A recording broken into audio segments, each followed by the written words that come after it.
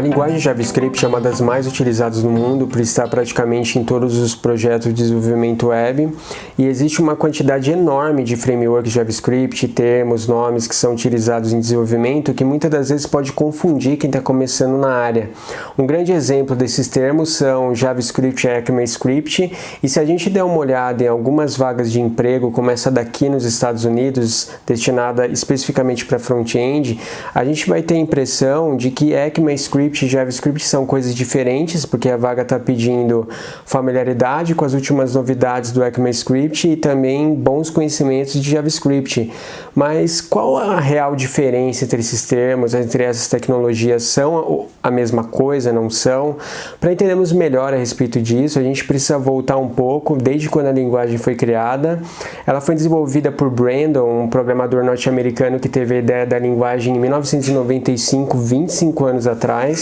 muito antes da internet se popularizar no mundo de fato. E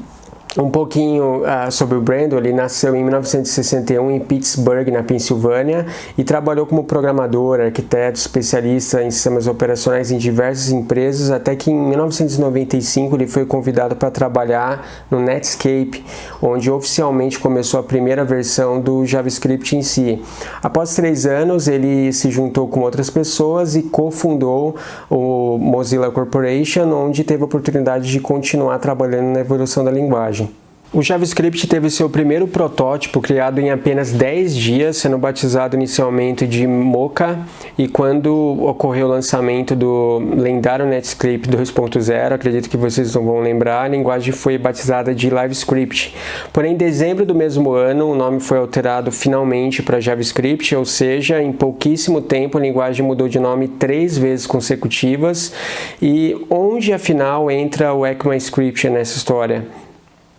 Antes que o JavaScript se tornasse popular, para que a linguagem evoluísse obedecendo a determinados padrões e normativas de mercado, os criadores do JavaScript se associaram ao ECMA, European Computer Manufacturing Association, em 1996, com o propósito de continuar evoluindo a linguagem, mas de uma forma um pouco mais padronizada, contando com a participação de grandes empresas como Google, Microsoft e outras empresas. Mas como o nome JavaScript já tinha se tornado muito popular, eles pretendiam manter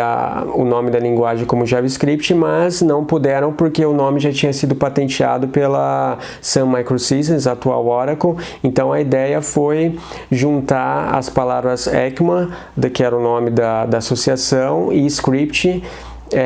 criando assim o ECMAScript, mas o nome JavaScript se mantém até hoje no mercado. Em relação ao ECMAScript, a gente tem na primeira versão basicamente exatamente as mesmas funcionalidades que o Brandon criou no começo da linguagem, sem muita novidade. No ECMAScript 2, que foi criado em agosto de 1997, houve algumas adequações para ISO 16262. O ECMAScript 3 representou um grande marco na linguagem, porque foi introduzido implementação de laços de repetição, do while, tratamento de exceções e outros recursos bastante interessantes que para a gente hoje é normal, mas para aquela época não era, para JavaScript em si. E em 2008 se passou por mais mudanças para a criação do ECMAScript 4, mas eu acredito que a grande mudança em si não foi em relação da versão 1 para 2, mas da 3 em diante, e a partir de então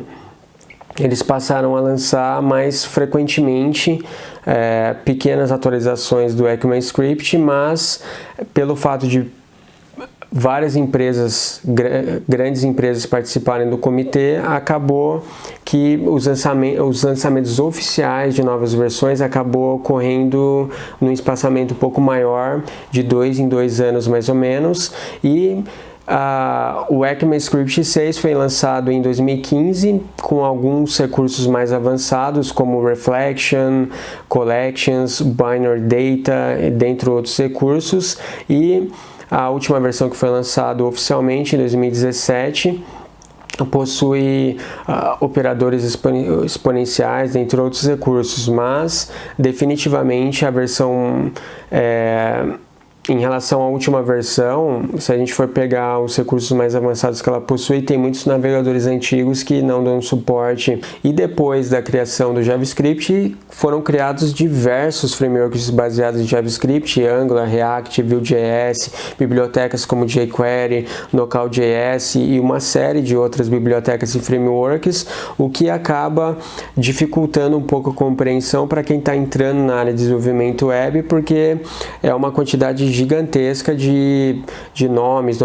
de nomenclaturas, de termos associados a esses frameworks, mas eu acredito que, pelo menos em relação ao JavaScript e ECMAScript, deu para entender um pouco a diferença. Então, se você vê numa descrição de vaga de emprego exigências de conhecimento de JavaScript e ECMAScript, não se preocupa porque é JavaScript. Então,